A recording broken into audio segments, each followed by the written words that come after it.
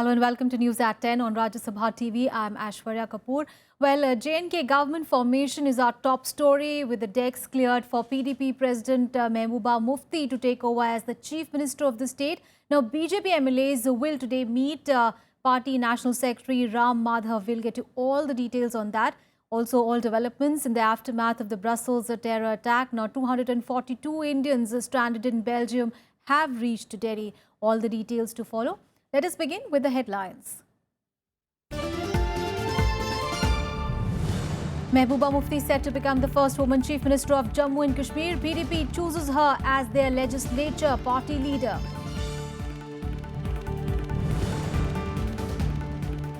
David Headley reveals that former Shiv Sena Supremo Bal Thackeray was on Lashkar's hit list.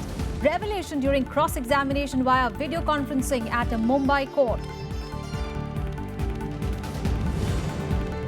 6 people detained in fresh raids over Brussels attack. Belgian ministers offered to quit over inaction despite intelligence inputs. US and Russia agreed to aim for a draft version of a new constitution for Syria by August. Decision after talks between Vladimir Putin and John Kerry in Moscow. And in the World T20 Championships today, Pakistan and Australia fight it out in Mohali, while South Africa take on West Indies in Nagpur.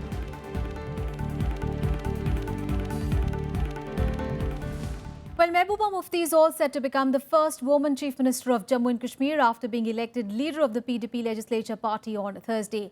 The BJP says it will take a decision on government formation after a meeting of its MLAs today. Hopes for a PDP-BJP coalition government were revived after Mehbooba met Prime Minister Narendra Modi in Delhi on Tuesday.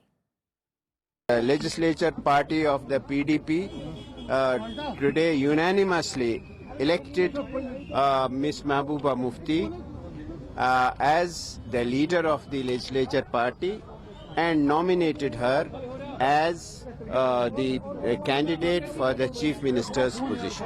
Mehbooba Mufti all set to become Jammu and Kashmir's first woman Chief Minister. Her party, the PDP, formally elected her as its chief ministerial candidate at a meeting on Thursday. Mehbooba thanked party workers for extending their support to her and for backing her during testing times. जो मुझ पे अपना एतबार जतलाया है उसके लिए मैं बहुत शुक्रगुजार हूँ और साथ ही आप सब लोगों को मैं मुबारकबाद देना चाहती हूँ कि पिछले तकरीबन 3 महीने से जिस तरह आप जुटे रहे मेरे पीछे, महबूबा मुफ्ती की कोई ताकत नहीं है। महबूबा मुफ्ती की ताकत आप लोग हैं।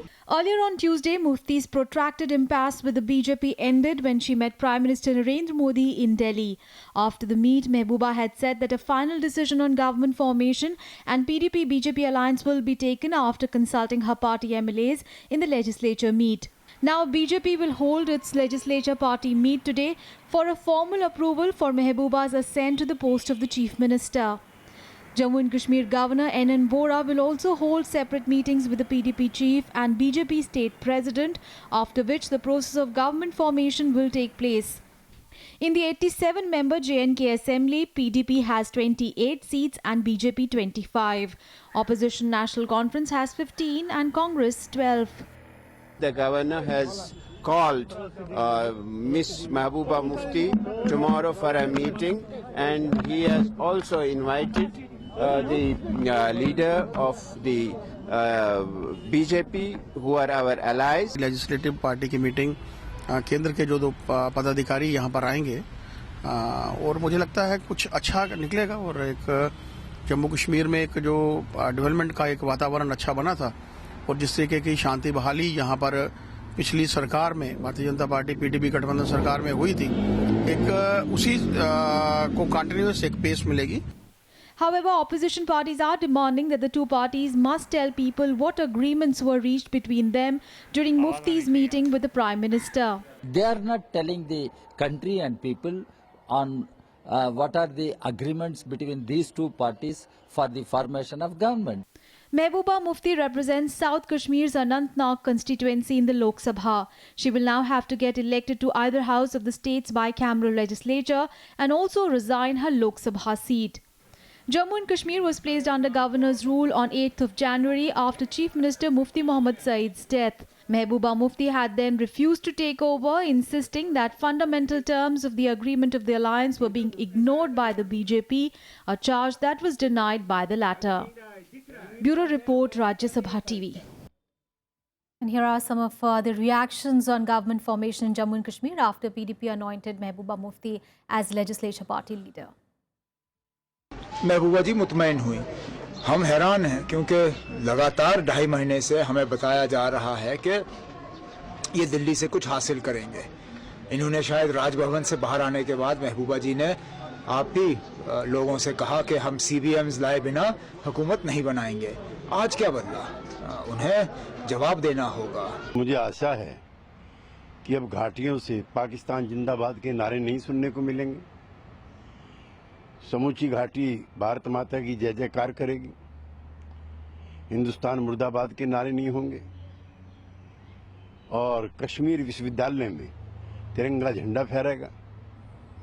चूंकि भारतीय जनता पार्टी ने समूचे देश को जिस राष्ट्र की परिभाषा दी है, उसका असली इम्तिहान अब जम्मू कश्मीर में होगा। Because of this delay, 2.5 months delay, there was president rule, governor's rule, and that is not called for. If people have elected, for a popular government, then that government should run. That government should be formed as early as possible. Why this long has been, taken by all these people? News from poll-bound Tamil Nadu, and Congress leader Ghulam Nabi Azad will be holding talks with the DMK chief M. Karunanidhi in Chennai today over seat sharing between the two parties. The visit of Azad comes in the backdrop of his unsuccessful attempts of the DMK to woo DMDK to its camp. Now that a major party like DMDK is out of picture, it is expected that Congress would bargain for more seats. Besides the Congress, the DMK has reached an electoral understanding with Muslim parties like the IUML and the MMK. IUML has been allotted 5 seats by the DMK. And from Assam, Congress has released its manifesto for the Assam elections. The party has promised that one member of each family in the state will be provided jobs if it returns to power. Chief Minister Tarun Gogoi released the manifesto and said that the target of his government is to give 10 lakh jobs in both government and private sectors in the next 5 years. The manifesto also promised to classify families as poor whose annual income is less than 2.5 lakh rupees and give benefits accordingly. The party also said that if voted to power, it will fill all vacant teaching posts in schools and create 2 lakh more such posts in the next 5 years. It also promised to regularize services of all the employees within the next 5 years. The poll document also promised that the government will demand the centre to construct a new airport and also set up a Guwahati High Court bench in the Barak Valley. तो अभी भी हमारा major problem क्या है? अभी भी हमारा major problem unemployment है।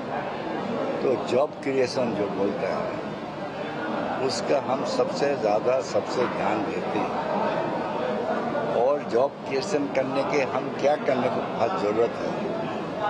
सारा एजुकेशन सिस्टम को हम ओवरऑल रीओरिएंटेड करने को होगा, ट्रेनिंग सेंटर की भी अलग करने को होगा, जिससे जॉब क्रिएशन एजुकेशन सिस्टम ऐसा होगा जिससे ऐसा ट्रेनिंग देगा जो उसका स्किल डेवलपमेंट हो जाएगा।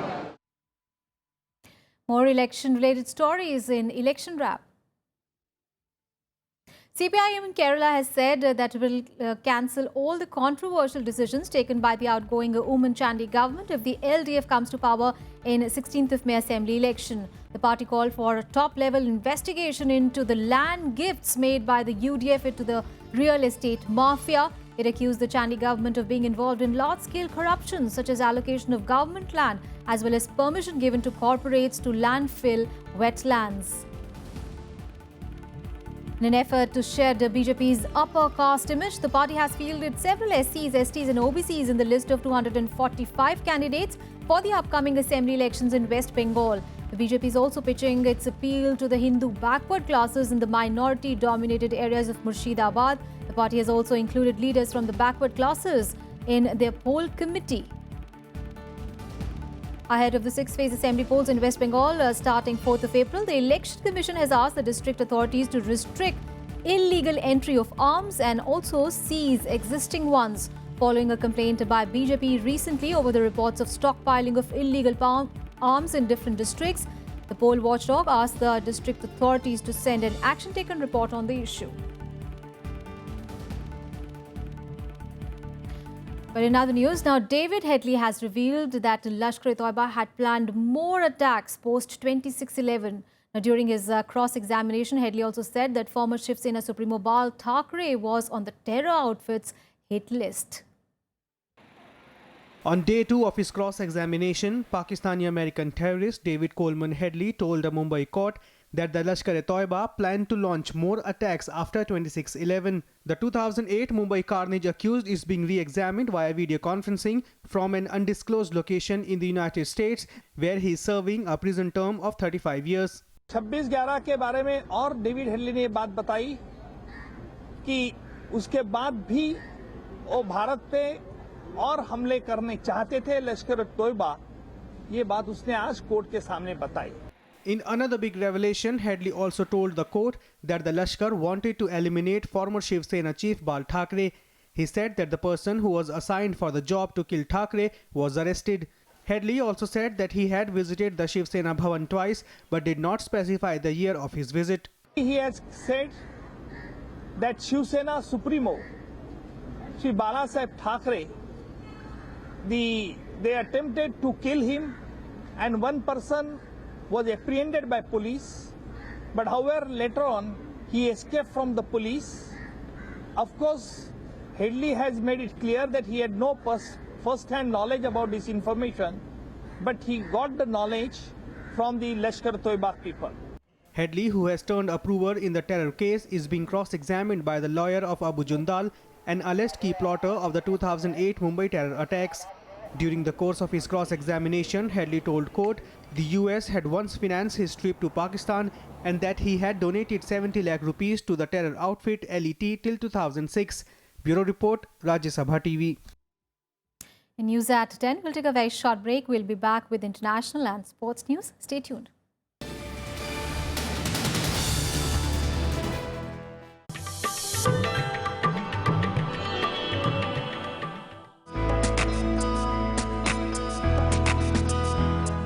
Gyan Chopper is the ancient version of Indian snakes and ladders.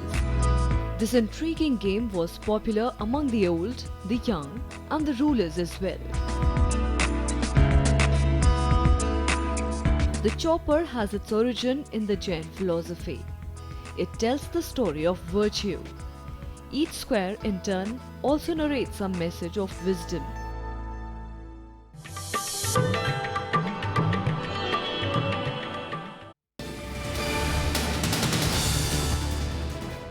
Welcome back. Now, news coming in from Brussels, where Indian passengers who were stranded there began arriving back home in a Jet Airways flight following the terror attacks. Now, as part of the recovery operations, its first flight departed from Amsterdam to Mumbai and the second one to Delhi. The Mumbai-based airline, however, did not give the number of flyers who were struck at the Brussels airport due to the blast, which left over 30 people dead and several injured, including 2 crew members of Jet Airways. Meanwhile, External Affairs Minister Sushma Swaraj has said that all efforts are on track to track one of the Indians missing since the Brussels blast. Now, tweeting in this regard, Sushma Swaraj said that the last phone call of the Infosys employee from Bangalore who has gone missing has been tracked to a metro rail in the Belgian capital. She also said that the Indian embassy in Brussels is making efforts to locate Raghavendra and Ganesh. Swaraj had earlier informed that the government was coordinating with the Jet Airways to evacuate all Indian citizens safely. No, we were stuck. There were no flights, so we were stuck there. So we got the Indian government to arrange a flight for us, so we came back. Belgium government did a really good job first day, and they placed us at the army camp first, and then after that, next day everyone came, the embassy came, and everybody else came, so we were taken care for. And in related news, in fresh raids, the Belgian security forces detained 6 more people in connection with the twin bombings last Tuesday. Meanwhile, Turkey said that it had warned Belgium that one of the suspected suicide bombers was a foreign fighter and that he was deported to Netherlands in June 2015. Meanwhile, France said that they have foiled a militant plot which was on an advanced stage. Intense police raids continue in Belgium as they race against time to nail down suspects. 6 people have been detained. 3 suicide attackers are dead. Police forces are now looking for 2 others. Brussels meanwhile admitted that it made errors relating to one of the Brussels attackers. Brahim El-Bakroui, one of the 3 identified suspected suicide bombers, was expelled by Turkey in July 2015 after he was arrested near the Syrian border. Turkish officials had then notified the Belgian and Dutch authorities that he might be a foreign fighter trying to reach Syria. Apparently, Belgium ignored the warnings. Bakroui brothers were also on the US counter-terrorism watch list even before the arrest of Paris attack suspect Salah Abdeslam. Meanwhile, the brother of another suicide bomber, Najim Lachroui, said he gave no signs of being radicalized. He had left for Syria in 2013 and broke all contact with his family. Pas croire donc que c'était lui, mais bon, voilà. Comme mon avocat l'a dit, on ne choisit pas sa famille. Que vous vous souvenez de M. Abaoud ou de M. Abdeslam? Non, jamais, ça jamais. Quand il vous a appelé pour dire qu'il était Ça, je les ai jamais vus.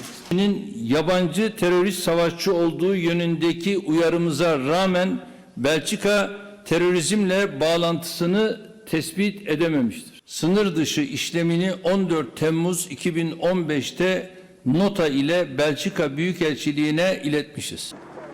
Belgian Interior and Justice Ministers offer to resign over the security lapse. Ik kan ook niet voor collega's spreken. Ik heb voor mijn eigen uitgemaakt dat het in die omstandigheden geraadzaam was en mijn verantwoordelijkheid pakken, politieke verantwoordelijkheid. En ik heb mijn ontslag bij de premier aangeboden. De kern heeft deze morgen, de premier en de kern hebben mij deze morgen uitdrukkelijk gevraagd. The EU meanwhile called for plans to share strategic intelligence data to be fast-tracked. Many of the European nations have withheld their more strategic data despite professed willingness to share it. Emphasizes that we will exchange information even swifter than we already do, that we will now very soon need to implement the passenger name records. We will need to see a swift completion of legislation on combating terrorism. France has arrested a suspect near Paris. He was apparently plotting an attack. The France counter-terrorism squads also carried out raids on Thursday.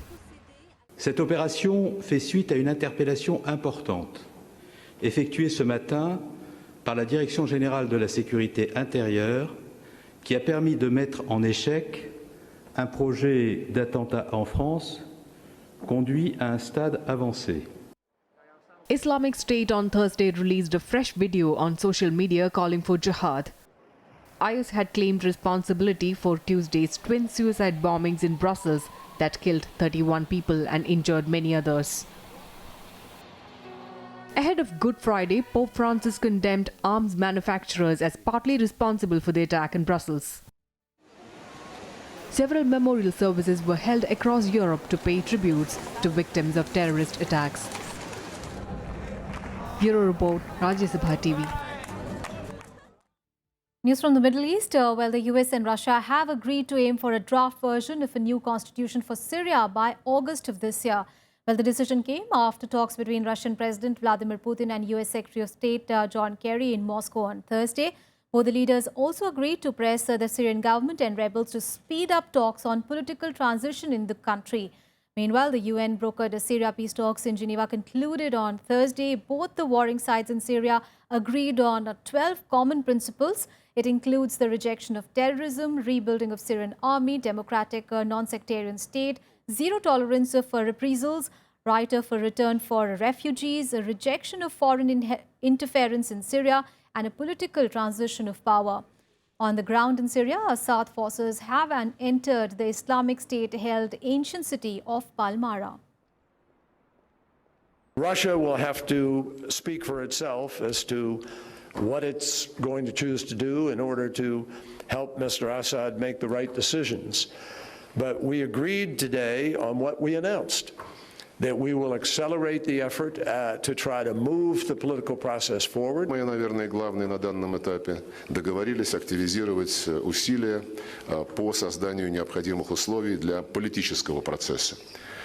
Политический процесс должен завершиться договоренностью самих сирийцев о том, каким они хотят видеть свою страну. At this stage, the discussions are and were meant to actually keep the momentum and at the same time prepare for the real talks about transition, political transition. Let's get you all other international stories in World Wrap.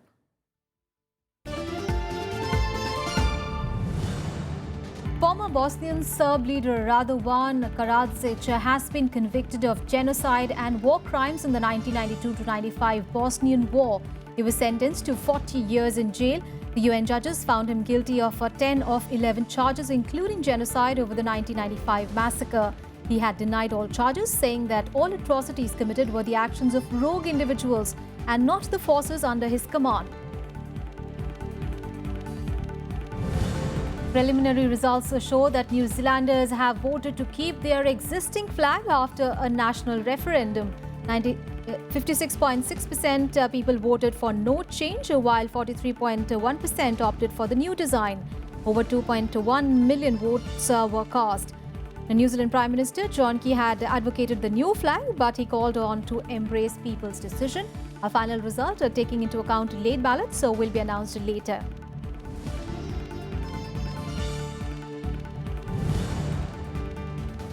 Transport ministers of Australia and Malaysia have said that the two plane parts found in Mozambique almost certainly came from missing Malaysian Airlines flight MH370. Two pieces of debris were found separately and were flown to Australia for analysis. MH370 vanished in March 2014 with 239 people on board.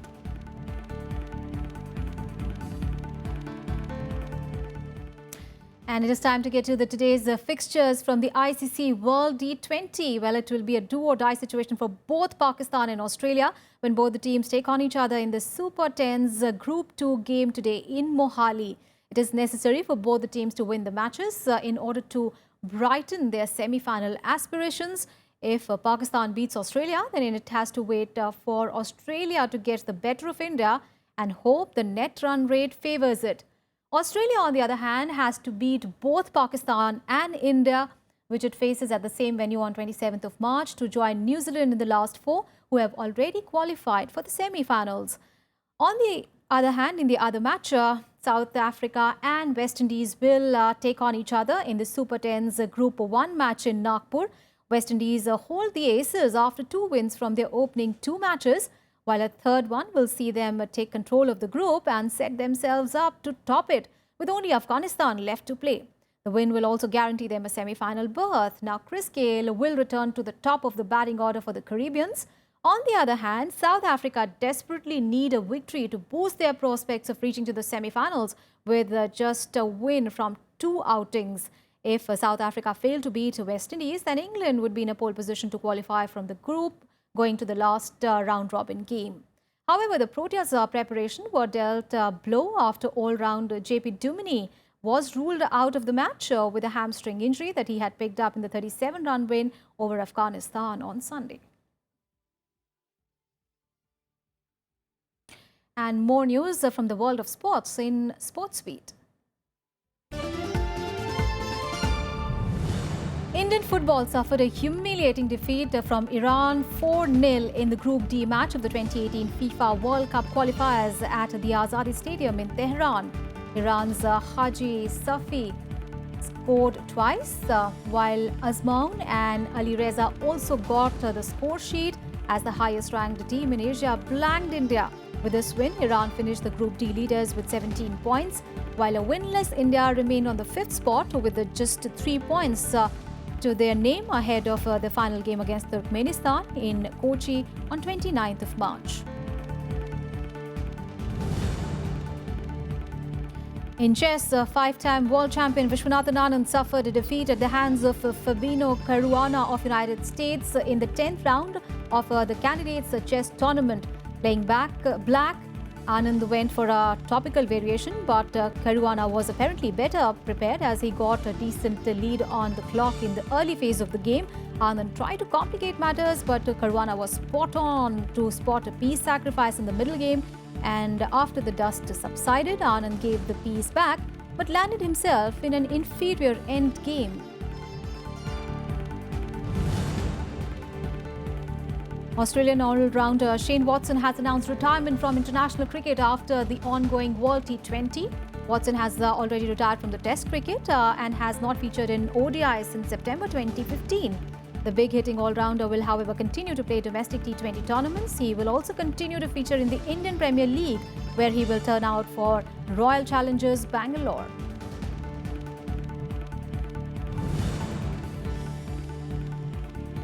Dutch football great Johan Cruyff, who revolutionized the game with the concept of total football, has died at the age of 68.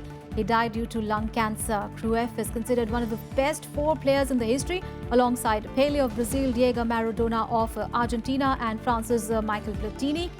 Cruyff won 3 European Cups as a player with Ajax Amsterdam, and also has won Ballon d'Or titles in 1971 with Ajax and 1973 and 1974 with Barcelona.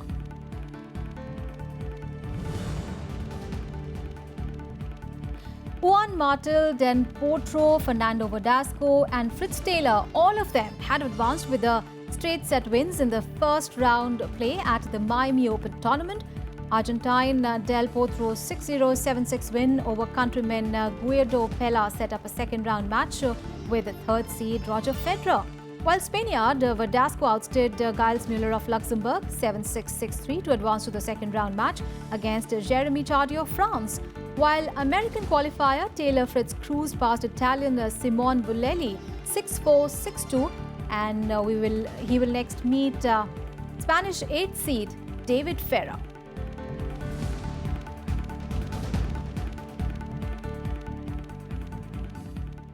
That's all in this edition of news, but before we leave, leave you with the celebrations of Good Friday today. Thanks for watching.